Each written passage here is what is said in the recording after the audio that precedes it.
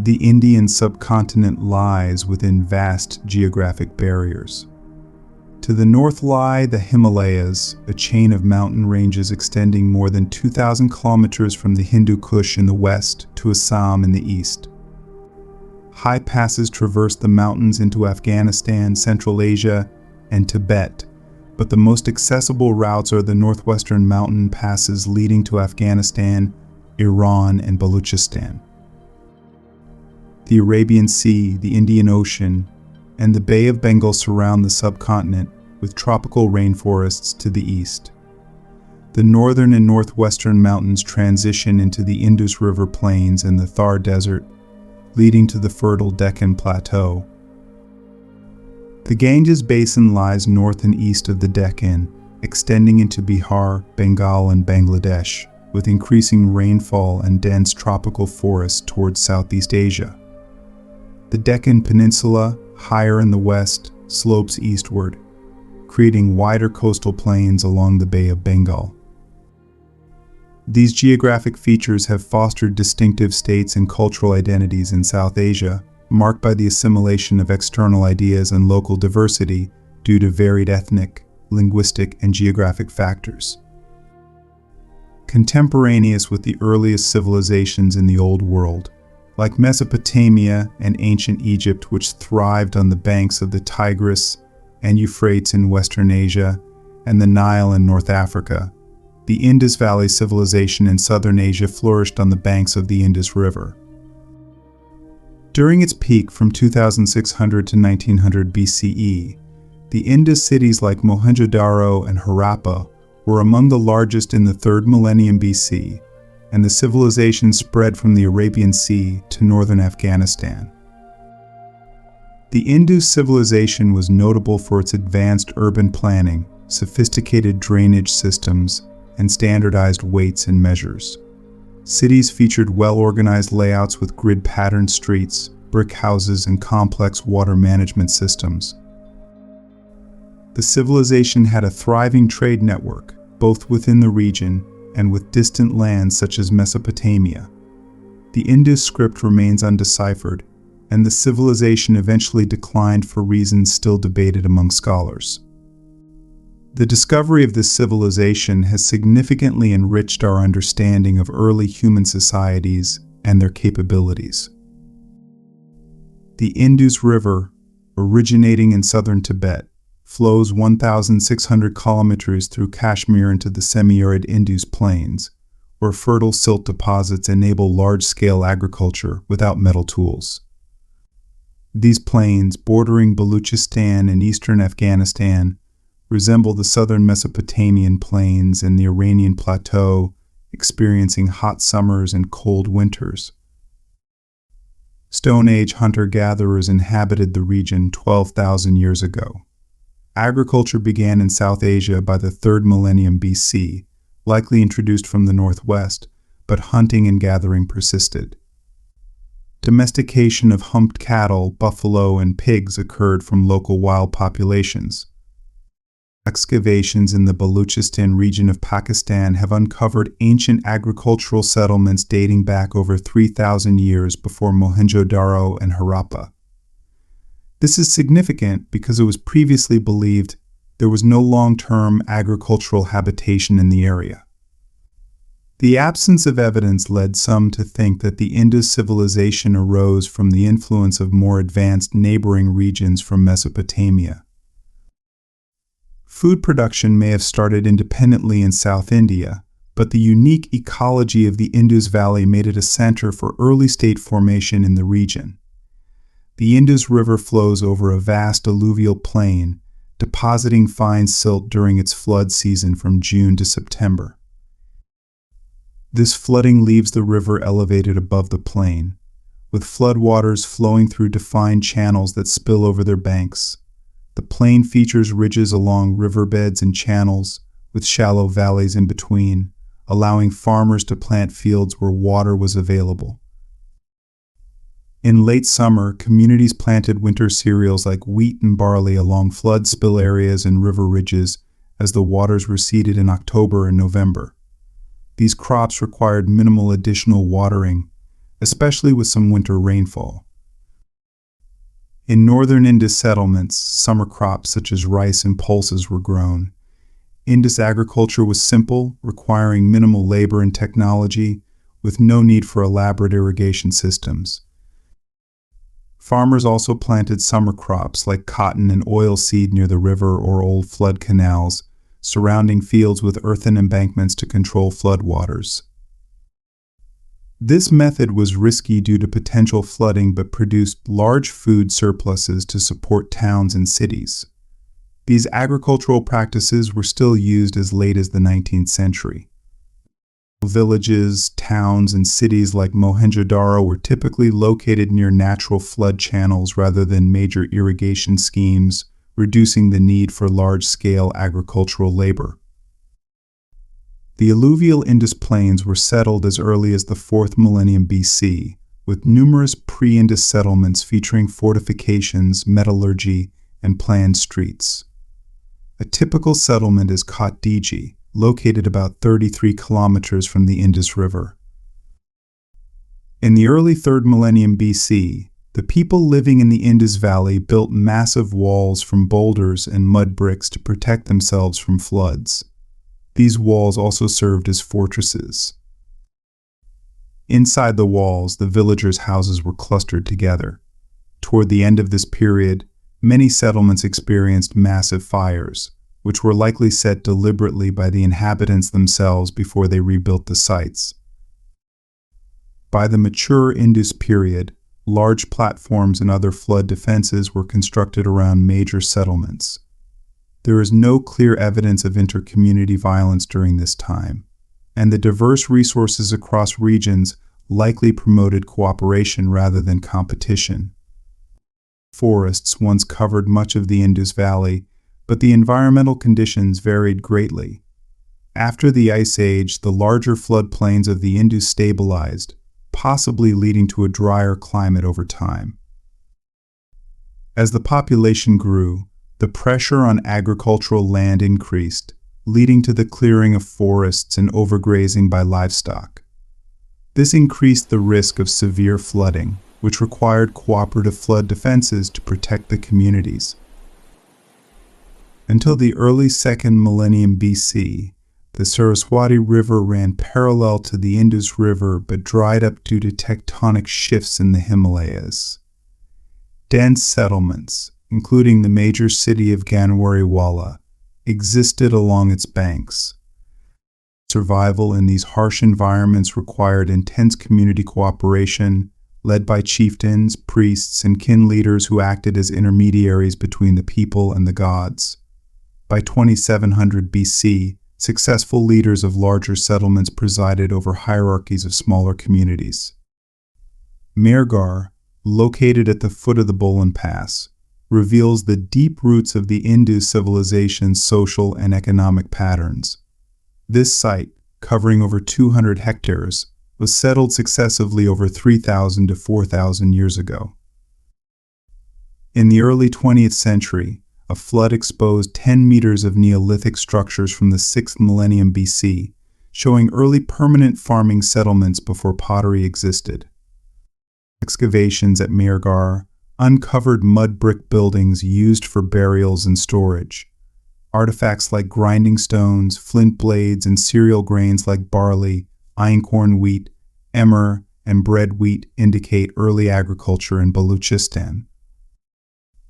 In the pre-pottery Neolithic period before 6000 BC, evidence of early agriculture included imprints of various cereals and charred seeds of jujube fruit and date stones. Initially, wild animals were common, but later domesticated cattle, goats, and sheep dominated. Early water buffalo bones were also found, marking a transition from hunting to herding. Graves from this period contained bodies covered with red ochre and various goods like bead necklaces and baskets. The grave goods included polished stone axes, flint blades, and personal ornaments, indicating specialized crafts and long-distance trade. Notable finds included clay figurines, both human and animal, resembling early ones from western Iran. These discoveries highlight Mehrgarh's role as a center of early agriculture and craft specialization, with extensive trade networks reaching Central Asia and beyond. Immediately south of the Neolithic finds at Mehrgarh, evidence of a Chalcolithic occupation from the 5th millennium BC, known as Period 2, was uncovered at a site called Mehrgarh 4. This period, between the Neolithic and the Bronze Age, revealed pottery and several rectangular structures with narrow, doorless compartments, wheat and barley grain imprints, along with the remains of 2 flint bladlet sickles set in bitumen, suggest these compartments were used for food storage. Outside one structure, hundreds of charred seeds, including wheat, barley, and cotton, were found, indicating early cotton cultivation. Thousands of animal bones, mostly from domesticated cattle, sheep, and goats, indicate that cattle were a primary meat source and possibly used for plowing, threshing, carrying loads, and milk. The pottery from this period included fine pear-shaped red jars with outward curving rims, often burnished. Other clay items included 2 human figurines similar to those from the Neolithic period. Painted pottery fragments dating to the end of the 5th millennium BC and the beginning of the 4th millennium BC were also found associated with sites like Kiligul Mohammed. The discoveries at Mehrgarh from the 6th and 5th millennia BC provide significant insights into the development of early agriculture and animal husbandry, from hunting and gathering.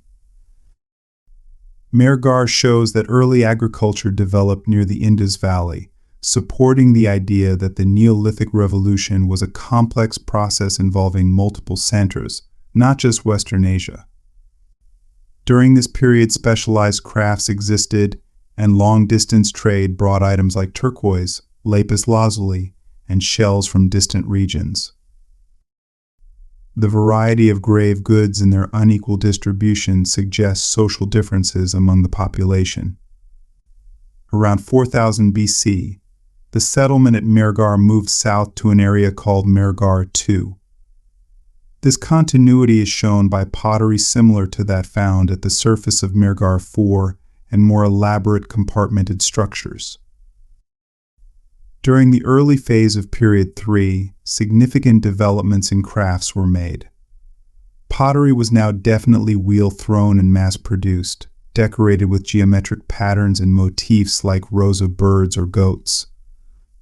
Beads made from lapis lazuli, turquoise, and carnelian were crafted using cylindrical drill bits made of green jasper, rotated by bow drills. The use of the potter's wheel and bow drill at Mehrgarh marks it as a center of technical innovation over 1,000 years before these practices became widespread elsewhere. Fragments of crucibles used to melt copper, with traces of the metal, were also found. During Period 3, agricultural diversification included new varieties of bred wheat, barley, and oats. This mixed cereal farming and continued herding of cattle, sheep, and goats provided abundant food, leading to an increase in the settlement's size. Around 3500 BC, the settlement moved further south to an area called Mehrgarh I. Excavations revealed buildings with large storage jars. Potters mass-produced plain wares in various shapes and thicknesses, including eggshell-thin goblets. They continued to make decorated wares, but the bird and goat motifs of Period 3 were replaced by geometric designs and intricate polychrome patterns. The increasing variety of pottery suggests a more diversified demand. Female figurines, now more naturalistic and made from terracotta, continued to be produced, along with the first stamp seals made from terracotta and bone. Around 3200 BC, Period 5 began at Mehrgarh, a time familiar from excavations in eastern Iran and western Pakistan. This period was once thought to mark the start of regional growth and prosperity, with many sites in Baluchistan and the Indus Valley founded at this time. Before the discovery of earlier phases at Mehrgarh, the end of the 4th millennium BC was considered the beginning of developed farming economies in southern Asia. From the end of the 4th millennium BC to the beginning of the 3rd millennium BC, the Mehrgarh I area continued as a prosperous agricultural center. Excavations revealed rooms with large storage jars, charred remains of wheat, barley and oats, and flint blade sickles set in bitumen. A new addition to agriculture around 3000 BC was the wine grape. Pottery and figurine production surged during this period.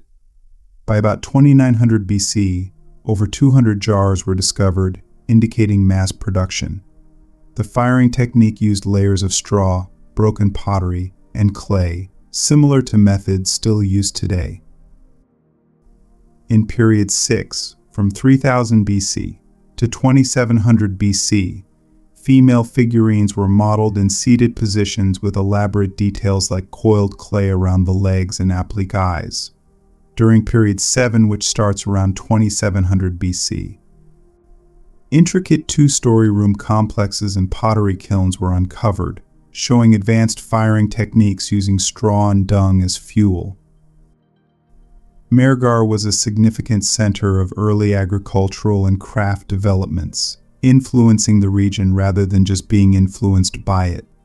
Extensive trade networks and local innovations marked its importance. By the end of period 7, around 2000 BC, pottery production was massive and of remarkable quality. Pottery included fine gray bowls and goblets with intricate designs, and some pieces were found as far away as eastern Iran. Figurines from this period were more naturalistic, standing upright with realistic details, including male figures with turbans and pendants. Animal figurines like a ram carved from alabaster and stamped seals were also discovered.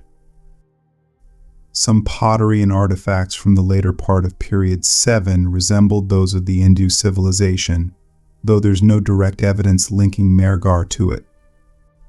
Nearby graves and cenotaphs with pottery and bronze vessels, similar to those in southern Turkmenistan and Afghanistan, suggest extensive trade and cultural connections.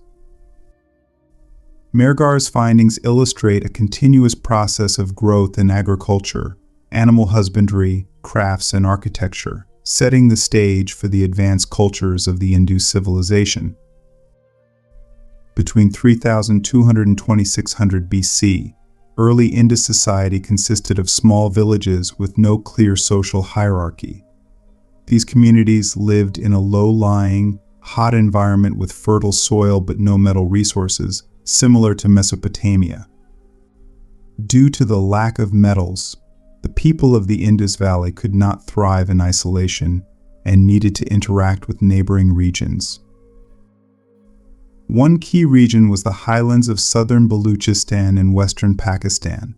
This area provided metals, semi-precious stones, and timber, and relied on dry agriculture and shepherding. People from the highlands would move their herds of goats and sheep to the lowlands during harsh winters, fostering economic and social development in both areas through regular exchanges of goods and seasonal migrations. During the 3rd millennium BC, a network of settlements known as the Kuli complex emerged in Baluchistan. The largest settlement, called Nindawari, featured significant public buildings and was occupied from about 2600 to 2200 BC, coinciding with a mature Indus state. Artifacts from the Indus Valley, like seals, have been found at Nindawari, indicating strong trade connections. The Kuli region also had ties to eastern Iran, which had extensive trade networks reaching as far west as Mesopotamia. While it is unclear how much trade occurred between Kuli and the east, the Kuli communities played a crucial role in the exchange of goods with the Indus Valley. One significant commodity was cotton cloth. Cotton, a crop domesticated in South Asia, was likely first used as cattle fodder before its potential for making cloth was discovered. Evidence of early cotton use includes a thread found in a copper bracelet from Mehrgarh dating to the mid-6th millennium BC and a piece of fabric from the Indus city of Mohenjo-Daro in the 3rd millennium BC. This symbiotic relationship between Baluchistan and the Indus Valley and other regions helped drive the rise of complex societies. The cooperation and exchange of goods were vital not only for the Indus Valley but also for distant Mesopotamia. Early Indus society underwent a rapid and dramatic transformation from a simple, egalitarian community to a more complex, organized society around 2600 BC. This change happened very quickly, within 1 or 2 centuries, compared to the slow development seen in ancient Egypt and Mesopotamia. This rapid growth may have been influenced by changes in trade patterns in Sumer ancient Mesopotamia. Before 2600 BC, the Sumerians got many exotic items and raw materials from the Iranian plateau, but they faced difficulties in these trades. After 2600 BC, they restructured their trade routes, opting to get their supplies by sea from 3 regions: Dilmun, which used to be modern Bahrain, Mehrgarh, which is likely parts of Oman and UAE, and Meluha, believed to be the Indus Valley. Dilmun was a small but somewhat urbanized society. Mehrgarh was made up of communities involved in fishing, farming, mining, and metalworking, with no central authority. Meluha, the Indus Valley region, provided goods like ivory, oils, furniture, gold, silver, and carnelian. The Sumerians exported goods such as wool, cloth, leather, oil, and cereals in exchange for these luxury items. However, the Indus people likely did not need most of these goods, although they might have traded for leather, wool, and woolen cloth. Around 2300 BC, King Sargon of Akkadian Empire mentioned that ships from these regions were docked at his city, and there were even villages of Indus Valley people in Mesopotamia. This trade was highly organized and conducted by specialized merchants, increasing the volume of imports and exports significantly. Unlike the non-commercial trade systems of the Iranian plateau, this sea trade was more commercial and possibly controlled by Mesopotamia, though some scholars now believe it might have been dominated by the Indus merchants. As coastal trade routes developed, linking the Persian Gulf and South Asia, the region became part of an early world system connecting the eastern Mediterranean, parts of Eurasia, and western and southern Asia. While some believe this trade played a crucial role in the development of the Indus state, others argue that the Indus civilization was mainly an indigenous development. It is likely that the Indus society was built on local progress but also participated in this broader trade network.